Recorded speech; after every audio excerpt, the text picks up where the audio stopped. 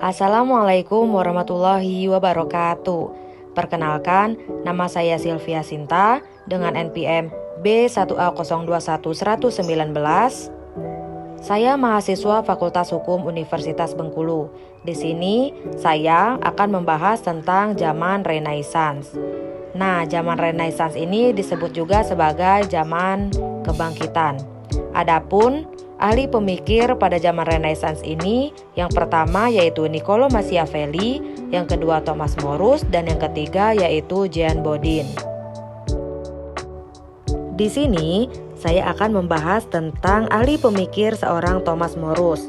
Kalian pasti bertanya-tanya kan, siapa sih sebenarnya Thomas Morus ini? Thomas Morus merupakan seorang pengacara yang ulung.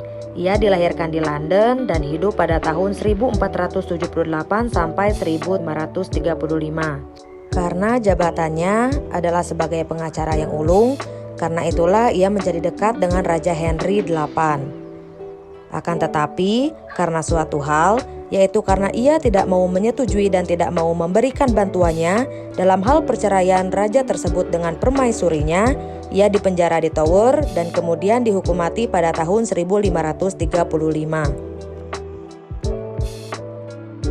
Adapun materi yang akan kita bahas, yang pertama, buku karangan Thomas Morus. Yang kedua, perbedaan yang ada pada buku pertama dan buku kedua Thomas Morus.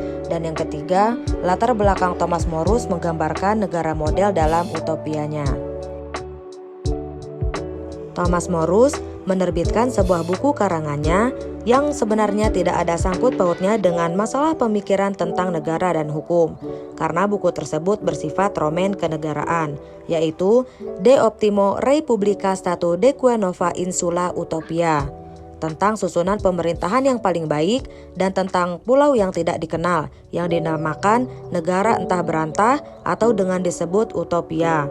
Karena tulisannya itulah nama Thomas Morus terkenal di seluruh dunia dan bahkan namanya dapat diabadikan dalam sejarah pemikiran tentang negara dan hukum.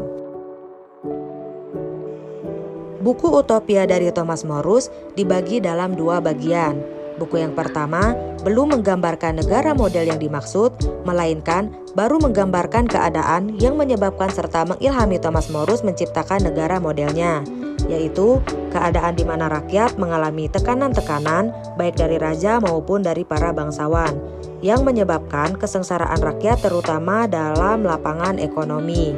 Itulah keadaan di Inggris pada waktu itu. Tidak ada keadilan sama sekali, bahkan soal kepercayaan atau agama tidak ada kebebasan sama sekali.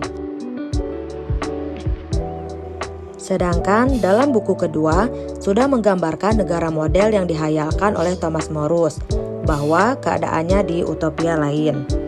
Seorang penakluk utopis telah membuat penduduk aslinya yang biadab menjadi suatu nati atau bangsa. Berbeda dengan bukunya yang pertama. Jika di dalam buku pertama keadilan tidak ada, sampai soal kepercayaan atau agama tidak ada kebebasan sama sekali, di dalam buku kedua ini telah menunjukkan adanya kebebasan dalam memeluk agama dan tidak perlu takut akan kekurangan mata pencaharian dan kekurangan makanan. Bahkan soal mati tidak dipikirkan, malahan ini adalah hal yang diharap-harapkan, karena mati itu untuk mereka berarti beralih ke penghidupan yang lebih baik. Demikianlah gambaran negara model dalam utopianya Thomas Morus, yang tidak lain merupakan kritikan yang tajam terhadap ketidakadilan di Inggris pada waktu itu, terhadap kaum feodal, kaum bangsawan, dan terutama secara diam-diam merupakan gugatan terhadap hasrat daripada keluarga Raja Tudor yang pada waktu itu memerintah di Inggris untuk mencapai kekuasaan absolut dalam lapangan ketatanegaraan. Sebenarnya, Thomas Morus sendiri dalam batinnya keberatan terhadap utopianya itu, karena suatu masyarakat di mana keadaan hidup dan harta benda diatur secara komunistis, tanpa ada uang akan mematikan semua pengertian tentang gengsi, keindahan, dan kegemilangan, hal-hal yang justru penting dalam kehidupan negara. Tetapi oleh karena keadaan, Thomas Morus terpaksa berbuat demikian dan menutup mulutnya rapat-rapat. Itulah tadi hasil pemikiran Thomas Morus yang kemudian Thomas Morus ini dikenal sebagai salah seorang pemikir paling berpengaruh yang mempromosikan pembebasan umat manusia dari penindasan, kesewenang-wenangan, dan eksploitasi. Burung dara burung cendrawasih bisa dicari di Papua. Cukup sekian, terima kasih. Semoga bermanfaat bagi kita semua.